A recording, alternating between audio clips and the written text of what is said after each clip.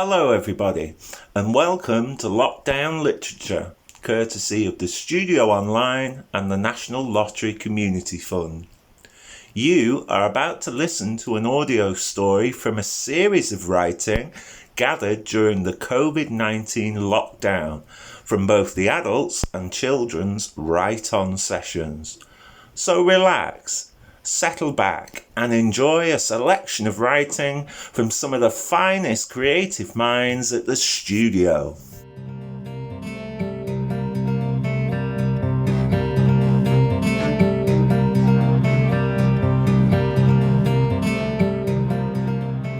Rocinante's Hooter by Richard Bradshaw.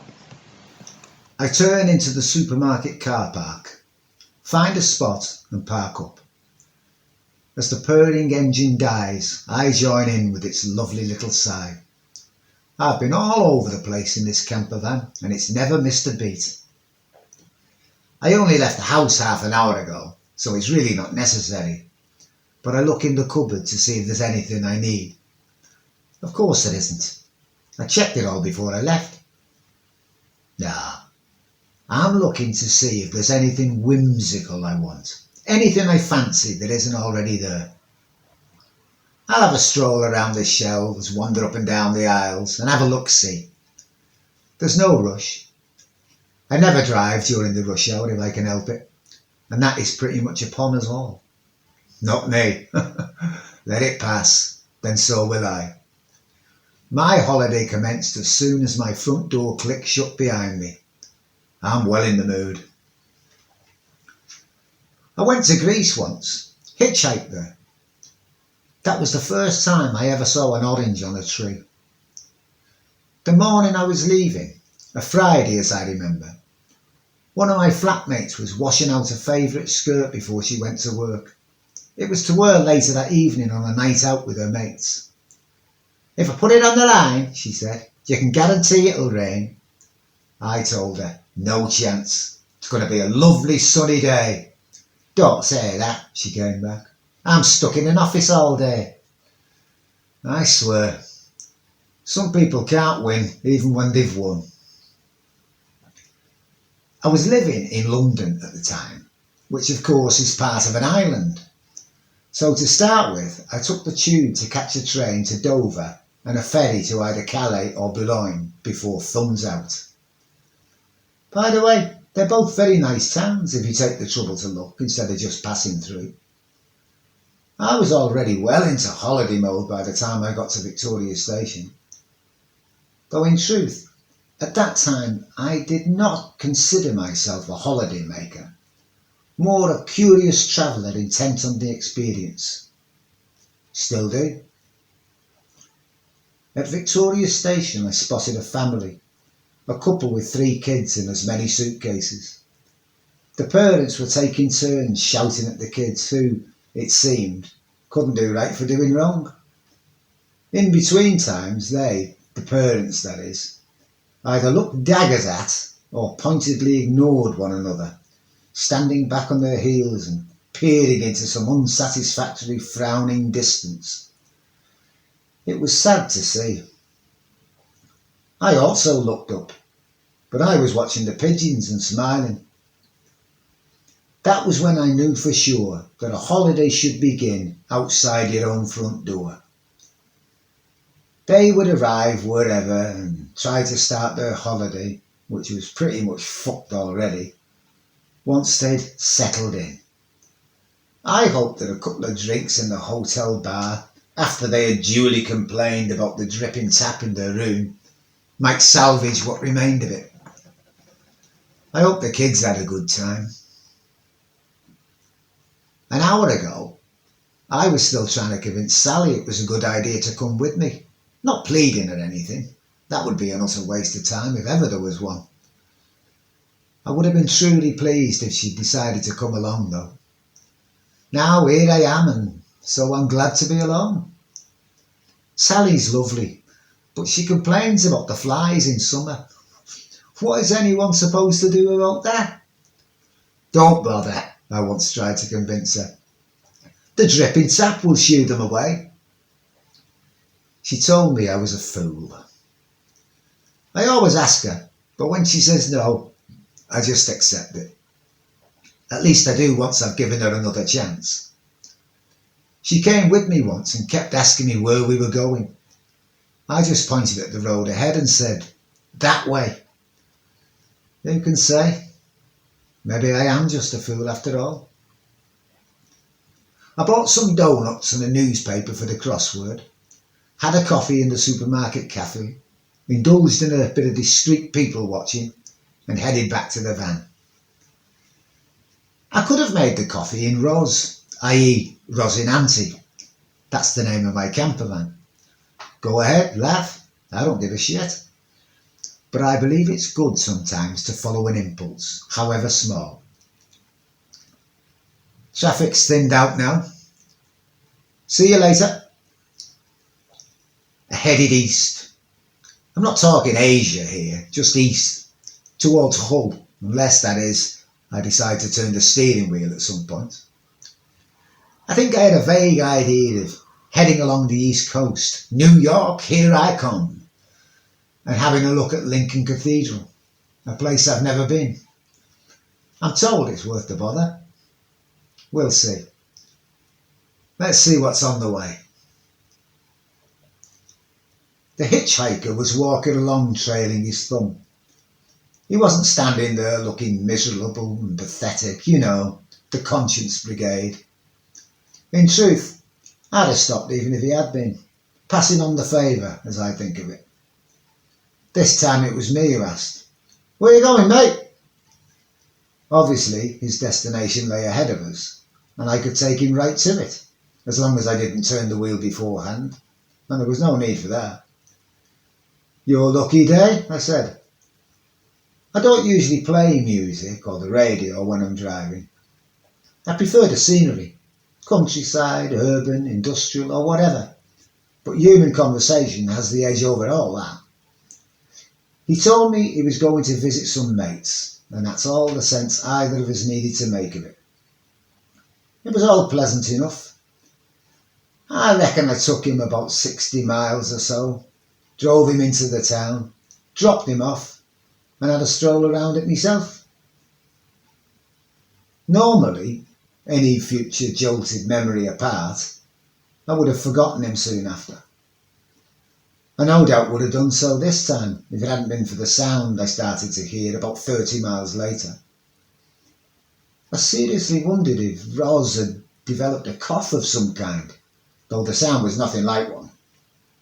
I pulled over into a lay-by, let the engine idle, and listened. Nothing. Transmission? I wondered. I'm no mechanic. Basics, yes, change a wheel or the oil, stuff like that. But that's the limit of my knowledge. So I fell back on the age-old tribal ritual of saying shit several times over.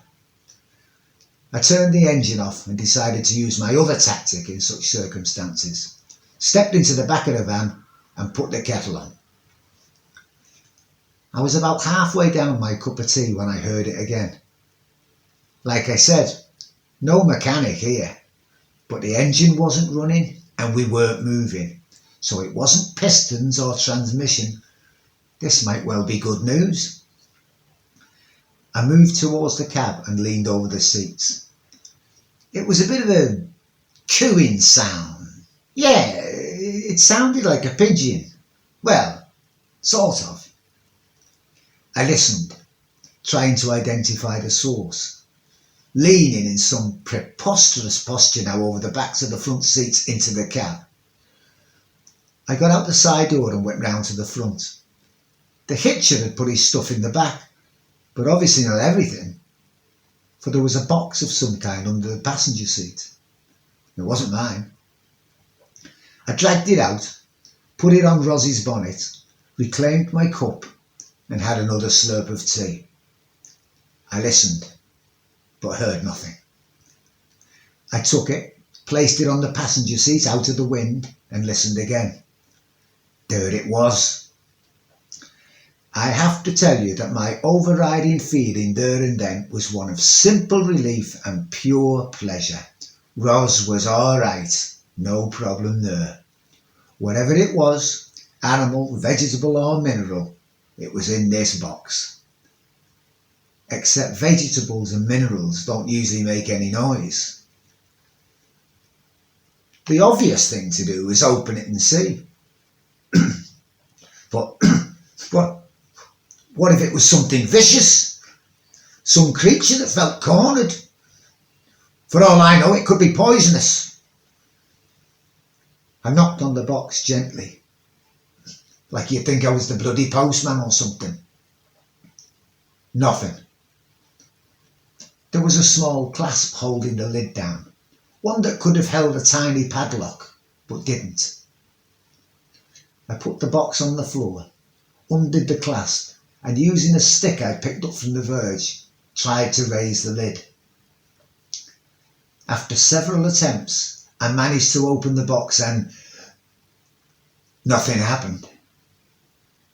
I approached, stick in hand like a not very intrepid hunter, and peered inside. It was an owl of some kind, lying on its side, its head turned towards me, eyes round and big as saucers, it seemed to me. Can owls hypnotise you? Don't be soft, lad. That's cobras. Inside the box there was a separate compartment. I did not reach in to open it. We were set there, man and owl, in some kind of mutual motionless dance. The bird was too placid, altogether too docile, not natural. I thought it must be ill. Well, I thought, if you need anything more than an oil change, mate, you've come to the wrong bloke. People always give milk to sick or stray animals they've found, but that's just because that's what we give our own ailing children. I know that it's not the best thing for hedgehogs for a start, though that particular piece of information is not exactly helpful right now. I closed the lid gently, trying to imagine it as a warm blanket, though a coffin lid was easier. Closed the door, went round and climbed into the driver's side. As good luck would have it, and let's face it, we don't always think of it that way, the first thing I saw when I arrived at the next town was a police car. I stopped and asked them where I might find a vet. They directed me to a PDSA on the opposite side of the town, so off I went. I walked in, told them what I knew, and showed them what I had. They asked me to wait and took the box away with them into another room. When the police came, it was the same two who had directed me here. Look, I've already told you about as much as I remember about the hitchhiker, so how much more could I tell them? I tried for a description, but it was hopeless, though they used the word useless. 60 miles and you don't know what he looked like? How is that possible? I explained that I had the annoying habit of keeping my eyes on the road while I was driving. I told them all I could, which wasn't much. The owl was one of an endangered species. The smaller compartment contained eggs wrapped in cotton wool. Apparently there's quite a bit of trafficking in them around that area.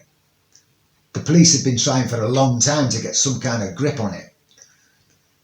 The owl had been sedated, so I'm glad to say nobody was ill after all. The woman in the PDSA thanked me quite profusely. The police gave me a bit of a disgruntled grunt. That's what it sounded like to me anyway. And said something about filing a report. By now I was honestly sorry I couldn't be more helpful. When I got back a few days later, I tried to tell Sally about it, but she wasn't that interested. She was more concerned with her own news. I suppose we all are.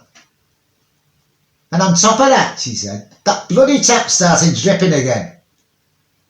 Right you are, love, I said. I'll see what I can do.